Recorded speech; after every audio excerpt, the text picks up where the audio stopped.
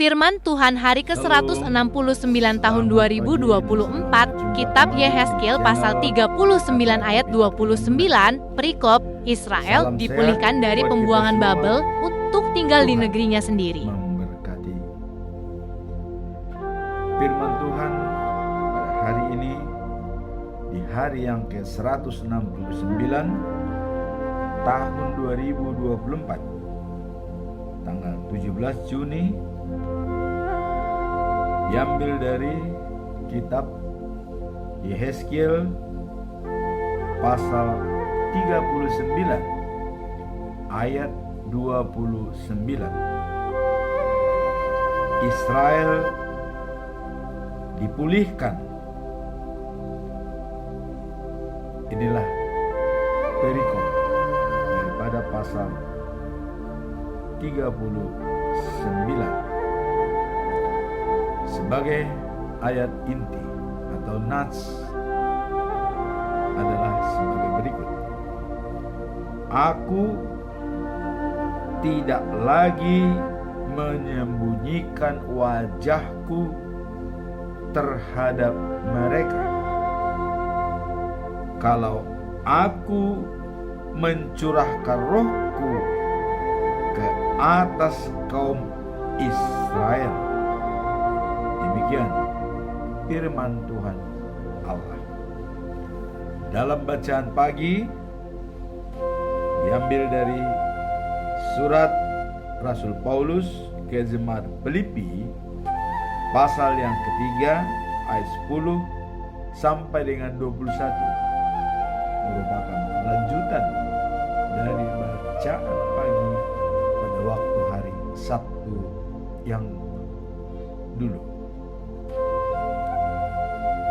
Dengan perikop berlari mencapai tujuan, dan bacaan malam diambil dari kitab Judas pasal 1 ayat 14 sampai dengan 19, yaitu peringatan dan nasihat tentang ajaran guru-guru palsu.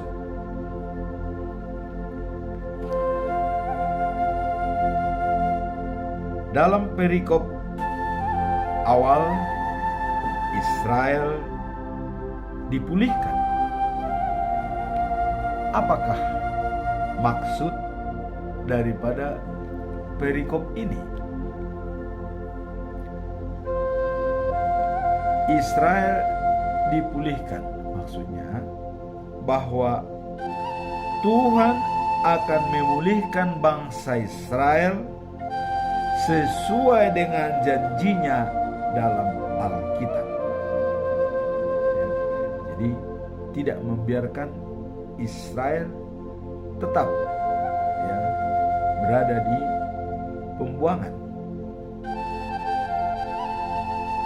Hal ini menunjukkan bahwa Tuhan masih setia kepada perjanjiannya dengan Israel sebagai umat pilihannya dan juga sebagai milik pusakanya. Nah, kalau kita lihat dalam Yesaya 49 pasal 49 ayat 6b dikatakan, tetapi aku akan membuat engkau menjadi terang bagi bangsa-bangsa, supaya keselamatan yang daripadaku sampai ke ujung bumi. Nah, jadi janji Tuhan kepada Israel bahwa Tuhan memilih Israel sebagai pusat sentral dari penyampaian firman Tuhan kepada semua bangsa-bangsa. Nah, karena janji Tuhan seperti itu, maka Israel diselamatkan, akan dipulihkan. Ya. Nah kemudian dalam buku Yesaya pasal 19 ayat 24 sampai 25 ya, juga Tuhan mengatakan ya, pada waktu itu Israel akan menjadi yang ketiga di samping Mesir dan di samping Asyur sebagai berkat di atas bumi ini. Jadi ada tiga sebenarnya bangsa yang diberkati Tuhan ya. Mesir, Asyur, dan Israel. Nah, dalam ayat 25 ditegaskan seperti ini. Yang diberkati oleh Tuhan semesta alam dengan berfirman. Ya. Diberkatilah Mesir umatku. Ya. Dan Asyur buatan tanganku. Dan Israel milik pusakaku. Nah, jadi tiga bangsa ini ya diberkati Tuhan. Maka dalam waktu yang lalu saya katakan bahwa Mesir sudah lebih dulu mengadakan perjanjian damai dengan Israel tahun 1974 dengan perjanjian Camp David ya, antara Anwar Sadat dengan Presiden Amerika. Nah kemudian kita lihat George Bush begitu gigih mengambil alih Irak atau membunuh pemimpin Irak yang sangat hebat ya, karena Tuhan mengatakan Irak ciptaanku ya, Asyur ciptaanku. Asyur itu Irak. Nah, kalau ciptaan Tuhan ini dibiarkan ya untuk seenaknya ke dunia ini, wah ini bisa hancur. Nah, kita lihat menara kembar Amerika diserang dan diduga itu adalah Irak otaknya. Pesawatnya ditabrakkan ke menara kembar Amerika sehingga hancur. Ribuan manusia meninggal. Nah maka direbutlah Irak, Saddam Hussein digulingkan ya. Nah, jadi ini karena ada tercatat dalam Alkitab bahwa Mesir umatku kata Tuhan, Asyur ciptaanku, dan Israel pilihanku, pusakaku. Nah maka pada ayat hari ini dikatakan bahwa Israel ya akan dijadikan sebagai ujung tombak untuk menyampaikan firman Tuhan ke seluruh dunia yang ada. Nah, kita lihat dari keturunan Daudlah datang seorang raja penyelamat dunia yang dikirim oleh Allah sendiri ke bumi menjadi manusia untuk menyelamatkan manusia dari ya segala macam dosa. Itulah Yesus Kristus, Raja dari segala raja. Nah, kemudian Tuhan berkata, Aku memperhatikan kemuliaanku kepada bangsa-bangsa. Mereka akan melihat bagaimana aku mempergunakan kuasaku untuk melaksanakan keputusan-keputusan yang adil. Nah, sehingga Israel akan tahu bahwa akulah Tuhan Allah mereka. Nah, jadi dengan menyelamatkan Israel dari pembuangan Babylon ya, dari Babel, itu untuk menunjukkan bahwa keputusan Tuhan itu adil. Karena dia sudah berjanji seperti tadi disebutkan dalam kitab Yesaya ya, dan juga dalam hal yang lain bahwa Israel akan dijadikan sebagai ujung tombak menyampaikan firman-Nya kepada seluruh bangsa-bangsa, maka Tuhan menunjukkan keadilannya menyelamatkan Israel. Nah, bahwa orang-orang Israel dikirim ke pembuangan Babel karena dosa mereka terhadap Aku. Sementara mereka kutinggalkan dan dikalahkan oleh musuh dan dibunuh dalam pertempuran. Kuperlakukan setimpal dengan kejahatan mereka. Jadi akibat ketidakpatuhan daripada bangsa Israel, maka mereka dibuang. Ya. Nah, kita lihat pernah pesan daripada Tuhan kepada Yeremia untuk memperingatkan Raja Zedekia supaya tunduk kepada Raja Babel Nebukadnezar, ya, dan menyerah supaya dia dan keluarganya selamat, walaupun Yehuda akan dihanguskan oleh Raja Nebukadnezar, tapi menyerah supaya kamu selamat, kata Tuhan, ya. Tapi apa yang terjadi?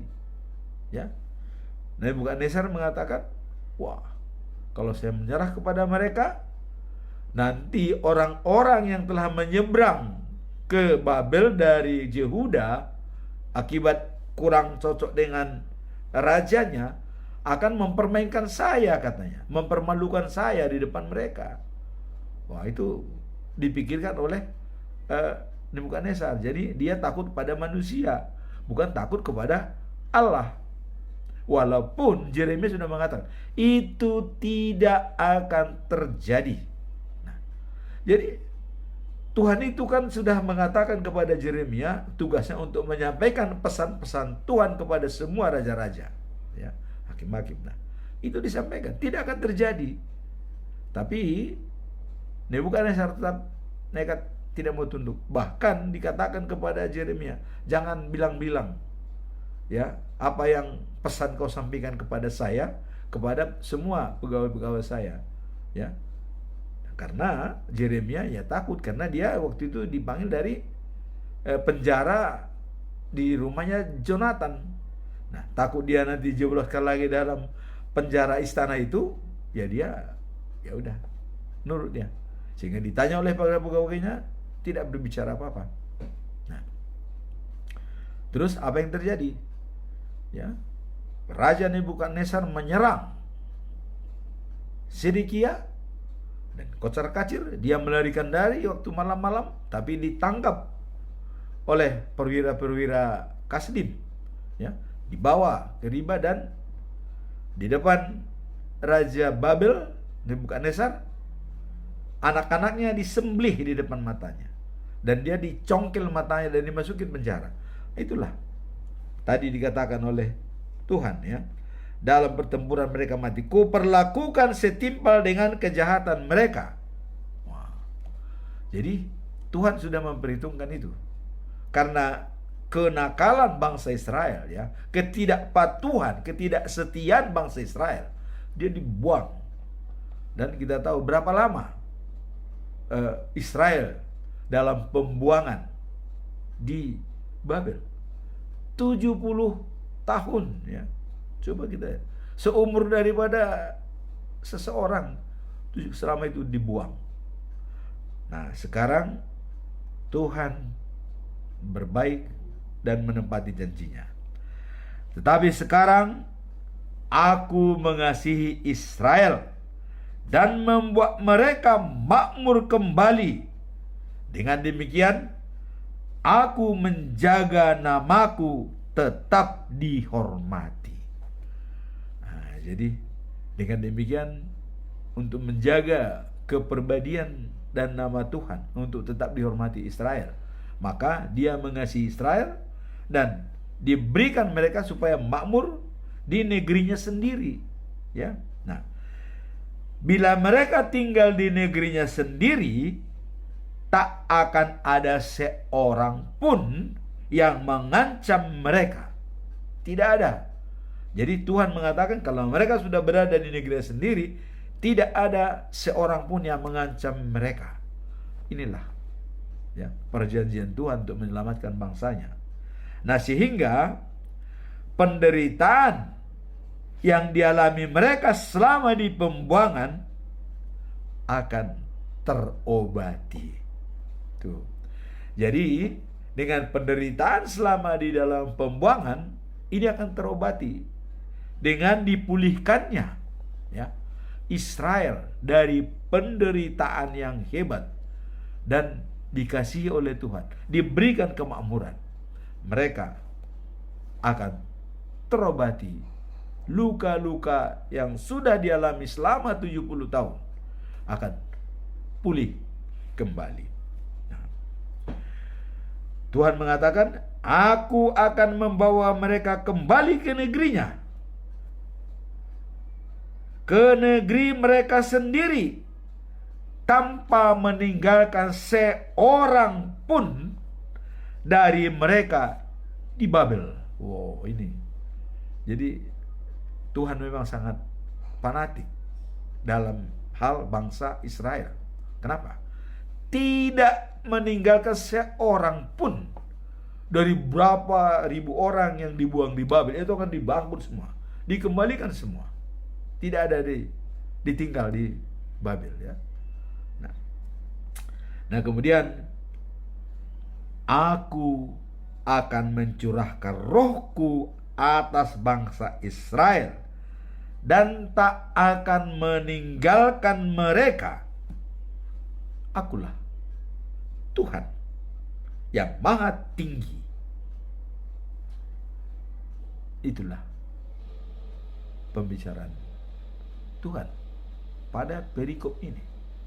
Nah, sehingga dalam ayat hari ini sudah terpenuhi yang disebutkan dalam Yehezkiel pasal 39 ayat 29 mengatakan, aku tidak lagi menyembunyikan wajahku terhadap mereka.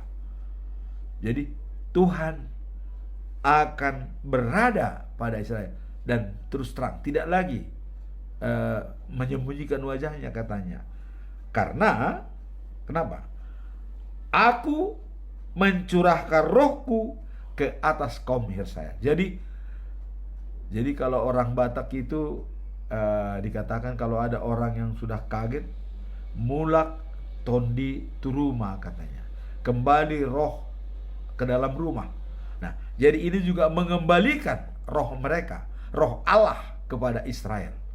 Nah, inilah bacaan firman Tuhan pada pagi hari ini yang tercatat dalam ayat tarian. Jadi memulihkan Israel untuk bersemangat dan kembali seperti semula, sesuai dengan janji Allah bahwa Israel adalah pilihan dan milik pusakanya. Sehingga penderitaan selama di pembuangan itu terobati dengan memberikan kesejahteraan kepada bangsa Israel, dan Tuhan langsung terus terang menunjukkan wajahnya dengan melalui roh yang diberikan kepada kaum Israel. Nah, ini roh Allah ini sudah diberikan waktu Israel. Ini sebelum Yesus Kristus lahir, ya. Dan kita lihat bahwa roh Allah itu yang tinggal di dunia ini adalah setelah Yesus bangkit ke sorga. Ditinggalkanlah roh, datanglah roh Allah, Roh Kudus. Setelah 10 hari Yesus bangkit ke sorga. Nah, dan ini pun roh Allah sudah berada di dalam kaum Israel, dan wajah Tuhan akan menunjukkan kepada mereka melalui roh Allah kepada semua umat Israel. Nah, kemudian bacaan pagi kita melihat yaitu Filipi pasal 3 ayat 10 sampai 21. Perikopnya berlari mencapai tujuan. Apa maksud daripada perikop ini? Berlari mencapai tujuan. Tentu ini adalah yang disampaikan oleh Rasul Paulus. Paulus ingin mengembangkan bahwa dalam kehidupan Kristen, jadi Paulus ingin mengembangkan bahwa dalam kehidupan Kristen kita perlu melupakan hal-hal yang telah berlalu. Jadi berlari mencapai tujuan itu, tinggalkan yang di belakang. Nah, kalau dalam istilah daripada J. Jackler dalam bukunya itu adalah forget it, drive on. Lupakan, jalan terus, ya, kira-kira begitu. Nah, jadi hal-hal yang telah berlalu serta terus berusaha untuk mencapai tujuan akhir. Nah, kembali kepada tujuan akhir. Ya. Saya selalu mengatakan kita fokus dengan tujuan akhir kita. Ya. Dalam Seven Habits Stephen Covey dikatakan habit yang kedua adalah begin the end in mind. Mulai dengan tujuan akhir, ya. Sehingga kita tidak akan terbawa dalam suatu istilah bagaimana nanti. Tidak. Tapi kita akan care dengan nantinya bagaimana kalau kita mulai dengan tujuan akhir. Nah, di sini Paulus setelah mengatakan, ya, terus berusaha untuk mencapai tujuan akhir, yaitu keselamatan yang ada dalam Yesus Kristus. Jadi hal ini ditujukan kepada jemaat di Filipi untuk memberikan pengajaran dan dorongan kepada orang-orang di Filipi. Jadi tujuan akhir itu adalah keselamatan yang ada di dalam Yesus Kristus. Inilah menurut Paulus. Bagaimana keselamatan dalam Yesus Kristus? Yesus mengatakan, aku akan datang kembali menjemputmu. Nah, itulah yang kita katakan life after life, the news of Jerusalem. Hidup setelah hidup, Jerusalem yang baru.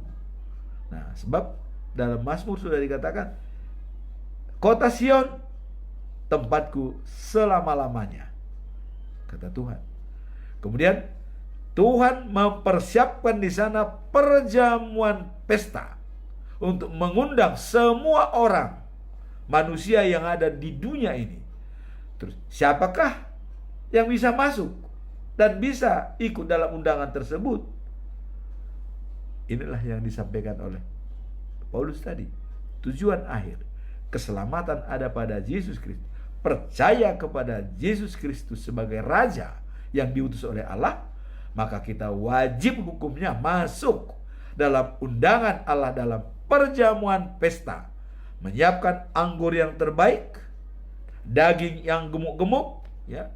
Dan di sana cukup segalanya dan tidak ada tangisan, tidak ada keluhan, semua bersuka cita. Itulah Yerusalem yang baru.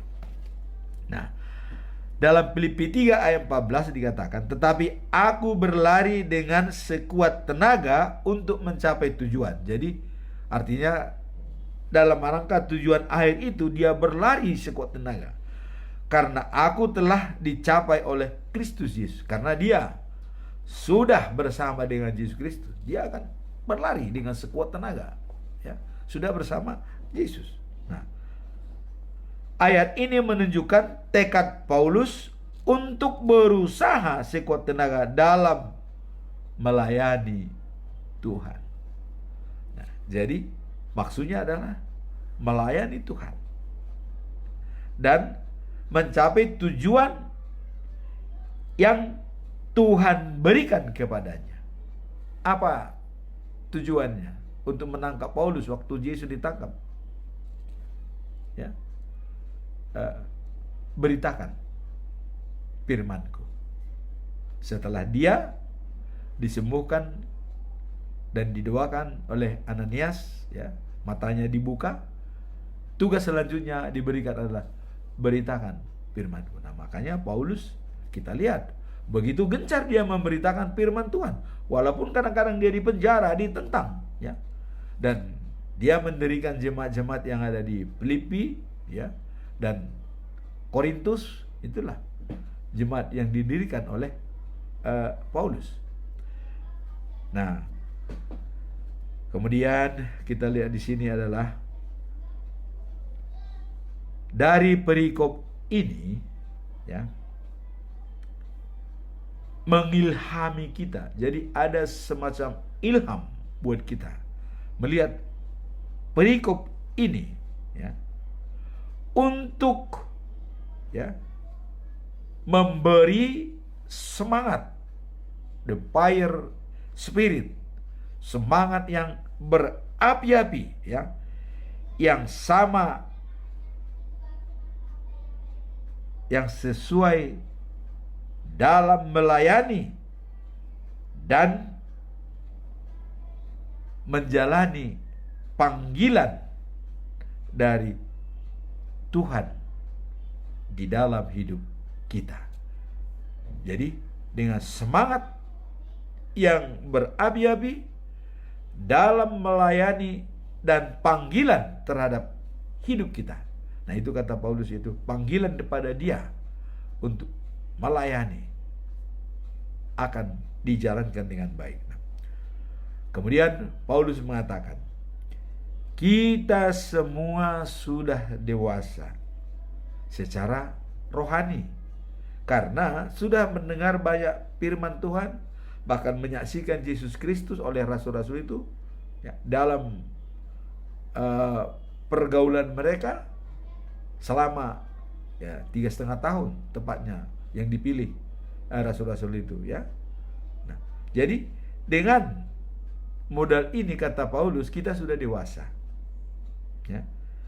Jadi kalau sudah dewasa secara rohani, maka kita harus tetap hidup menurut peraturan yang sudah kita ikuti sampai saat ini. Kalau sudah dewasa, berarti sudah mengerti aturan-aturan main. Apa yang diberikan aturan itu? Yaitu tetap dalam hukum Taurat yang ke-10 itu. Tetap itu merupakan pedoman dalam menjalankan firman Tuhan, ya. Nah, kalau kemarin kita singgung, ada merupakan pokok-pokok pengajaran dari agama Kristen, ya. Martin Luther mengatakan ada 3. Sola gratia, ya, bahwa keselamatan itu adalah anugerah dari Tuhan asal kita percaya. Nah, kemudian sola fide, hanya dengan iman percaya kita menjadi pengikut Tuhan, bukan karena melihat, ya. Tapi tidak melihat pun, dengan iman kepercayaan kita bisa menjadi seorang yang percaya kepada Yesus. Dan ini dibuktikan oleh pada tokoh-tokoh yang ada di Alkitab pada zaman dulu, yaitu, ya, Nabi Nuh, ya. Dia modal percaya, iman, ya. Nuh buat perahu, padahal dia di gunung. Buat apa perahu di gunung? Tapi iman percaya, dia buat. Abraham, kau pergi ke tempat yang tidak kau tahu. Dia percaya, pergi. Tidak, wah kemana Tuhan? Enggak, iman. Dengan iman percaya. Nah, itu yang dikatakan sola fide. Nah, kemudian aturan, ajaran-ajaran pokok dalam agama Kristen lagi adalah sola scriptura. Hanya Alkitab sebagai pedoman, tidak ada yang lain. Itulah merupakan tolok ukur dari semua untuk melaksanakan tugas-tugas atau aturan dan peraturan yang dikatakan oleh Paulus tadi, bahwa kita sudah dewasa dan harus tahu masalah aturan main. Aturan main itu ada di dalam Alkitab. Alkitabiah adalah merupakan gambaran, penjabaran dari semua aturan-aturan yang ada, yang diberikan oleh Tuhan. Nah, sebab itu, ya, mereka adalah keinginan tubuh mereka sendiri. Nah, jadi ada beberapa orang yang hidup merusak, ya, arti kemuliaan Yesus Kristus. Ada beberapa orang merusak. Wah, tidak mungkin. Yesus itu tidak bukan Tuhan, ya. Dan ada malah lebih ironisnya, yang mati itu bukan Yesus, digantikan. Wah. Jadi Petrus mengatakan, ya, dan hidup mereka itu akan berakhir dengan kehancuran. Jadi Paulus sudah mengatakan hidupnya akan hancur. Orang-orang yang masih, ya, meragukan kemuliaan Yesus Kristus sebagai Tuhan, yang ragu-ragu, mereka akan mengalami kehancuran. Nah, sebab itulah mereka yang selalu menunjukkan keinginan daripada daging, keinginan daripada mereka sendiri, tubuh mereka sendiri, ya, hawa nafsu, ya, tidak diimbangi dengan roh yang mengatur dan memimpin mereka. Nah, dan hal ini sangat memalukan, ya, karena hanya mementingkan diri sendiri, ya, yang berkenaan dengan demikian kita sebagai warga negara surga. Nah, jadi diingatkan supaya Paulus mengatakan, ya, mereka itu hanya keinginan daging, ya, hawa nafsu yang ditonjolkan. Tapi mari kita tunjukkan, kita sebagai warga negara surga, dan dari situ juga Tuhan Yesus Kristus, ya, akan datang sebagai penyelamat. Jadi kalau kita sudah warga negara surga, dan pada waktu Yesus bangkit, dia akan menyiapkan tempat dan duduk di sebelah kanan Bapa. Dan dari sana juga dia akan datang, ya, sebagai penyelamat kita yang sudah kita nanti-nantikan. Nah, jadi itu pada akhir waktu Yesus naik ke surga, dia berjanji akan mengirimkan Roh Kudus dan kalian akan kujemput. Nah, jadi ini yang akan kita nanti-nantikan. Jadi kita nih sudah sebagai warga negara kerajaan surga, yang sudah dilahirkan 2 kali, ya, yang sudah menerima firman Tuhan dan sudah menerima Roh Allah, dianggap sebagai warga negara kerajaan surga. Sehingga kita menantikan, ya, kedatangan Yesus Kristus yang kedua kalinya. Yang pertama dia datang ke bumi, kemudian kedua kalinya dia akan datang menjemput kita untuk dibawa bersama dengan dia di tempat yang maha kudus. Kemudian tubuh kita yang lemah, yang dapat hancur, akan diubah oleh Kristus menjadi seperti tubuhnya sendiri yang mulia karena kuasanya.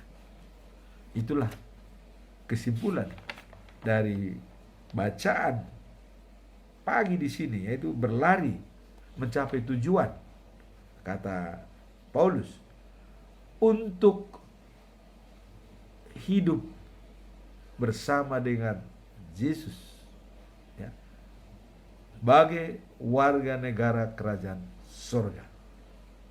Itulah berlari mencapai tujuan akhir untuk bisa diselamatkan oleh Tuhan Yesus. Jangan mundur ke belakang, jangan lagi mengingat-ingat masa lalu. Kita, kalau dalam istilahnya, forget it, drive on. Lupakan dan jalan terus mencapai tujuan akhir kita, itu life after life bersama dengan Yesus Kristus. Nah, bacaan malam ini diambil dari Judas pasal yang pertama ayat 14 sampai 19. Nah, ini masalahnya adalah peringatan dan nasihat adanya guru-guru palsu. siapakah Judas ini? Judas ini adalah bukan Judas Iskariot.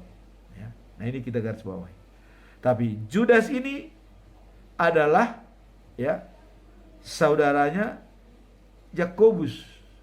Ya. Nah, dan juga ini adalah anaknya Yakobus. Ya. Jadi Yakobus itu sosoknya ada sebagai rasul, sebagai murid Tuhan Yesus, dan juga ada sebagai saudaranya Yesus. Nah, jadi Judas ini adalah masih dalam lingkungan keluarganya Yakobus. Nah, sehingga Judas dalam hal perikop ini dia mencoba melihat latar belakang, ya, mewanti-wanti, ya. Dia menceritakan yang pernah terjadi, ya, di Yahudi atau di Israel. Nah, yang seperti diberitakan dalam perikop ini, ya,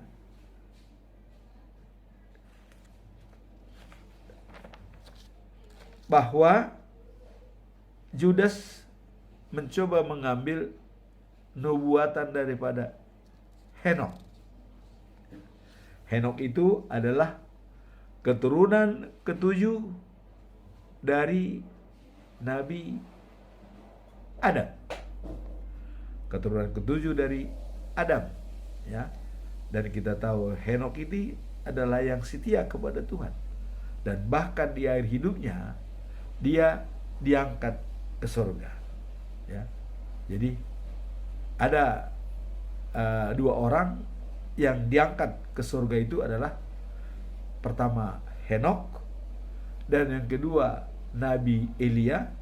Nah, cuman yang ketiga ini ya kita juga menganggap diangkat ke surga, Musa, karena tidak ada kuburannya. Sampai hari ini tidak ada kuburannya di dunia ini. Berarti dia kemana? Tentu diangkat ke surga. Nah, jadi Judas mencoba mengutip daripada pendapat Henokh, ya, bahwa Judas mengutip pendapat Henokh, keturunan ketujuh dari Adam, yang pernah menubuatkan tentang orang-orang itu. Nah, orang-orang itu siapa?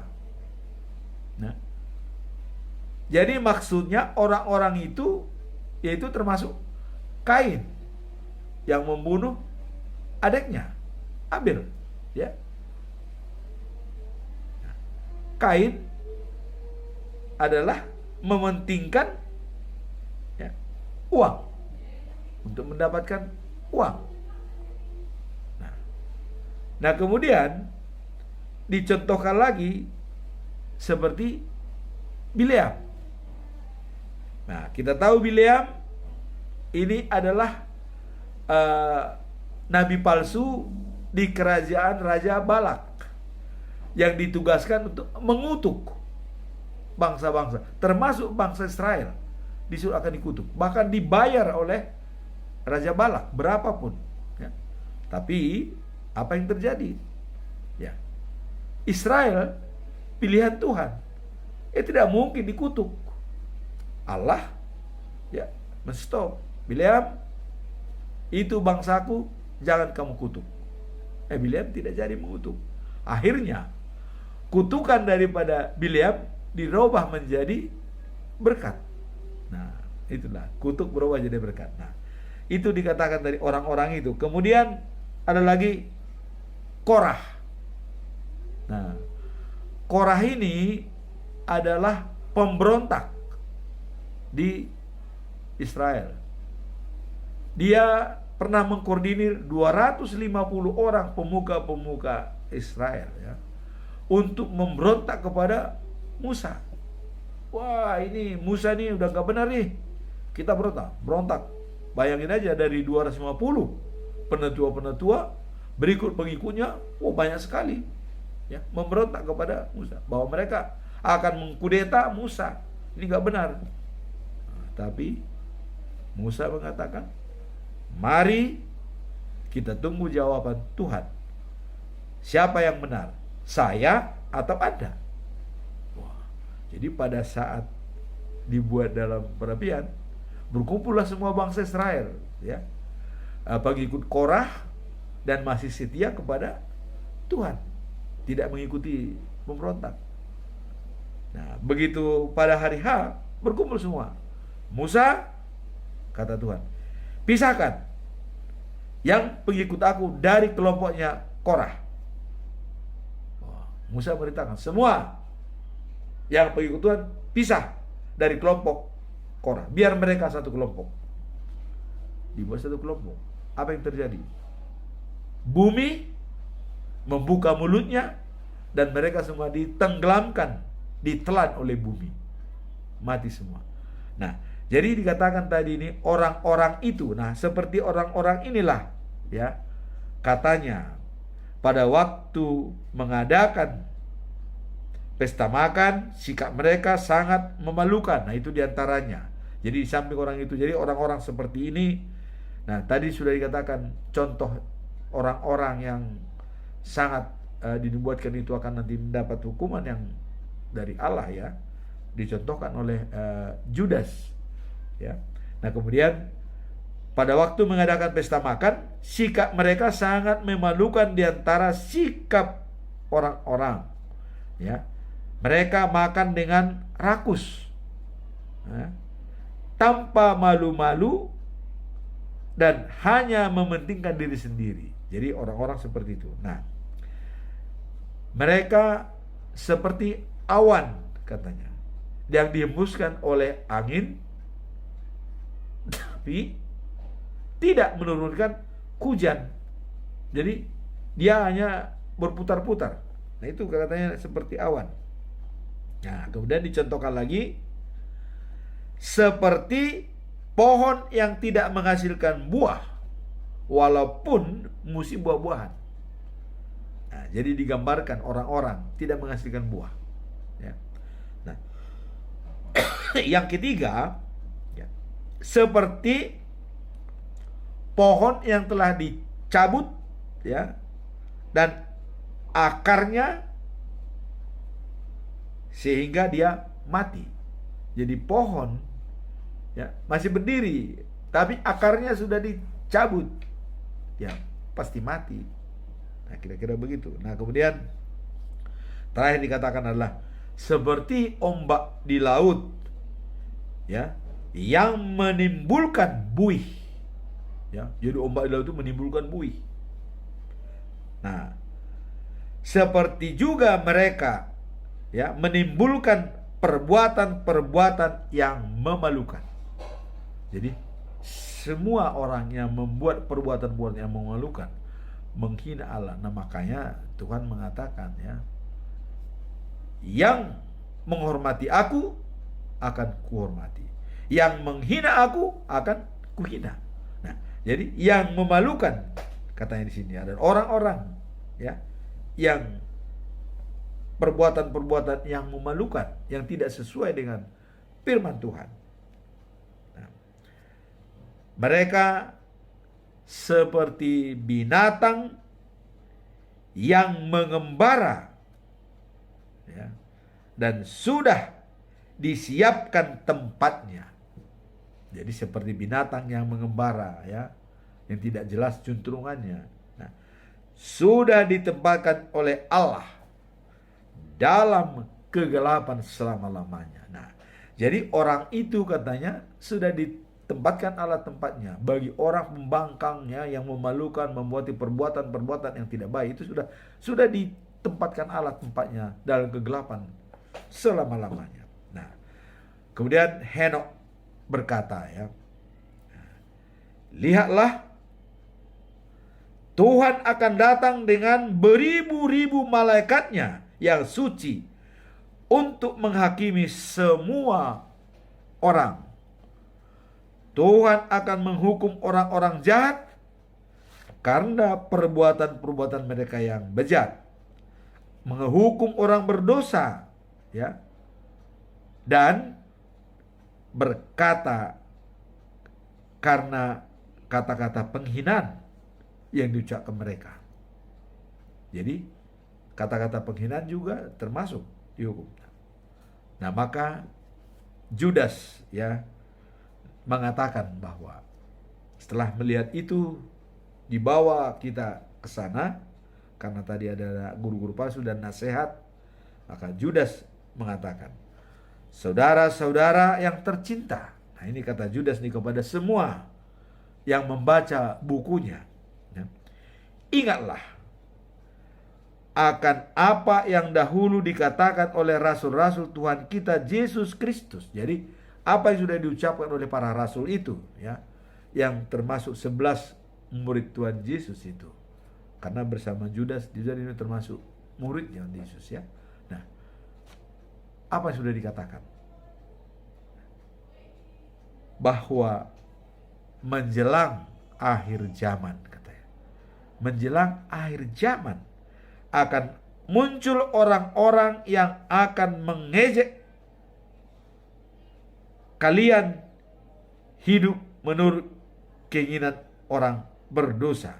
Jadi muncul orang-orang yang akan mengejek, ya. Nah, kemudian kalian hidup menurut keinginan orang berdosa. Jadi dengan diejeknya itu sehingga kita terpengaruh hidup dengan keinginan mereka. Ini diingatkan oleh Judas pada akhir zaman, ya.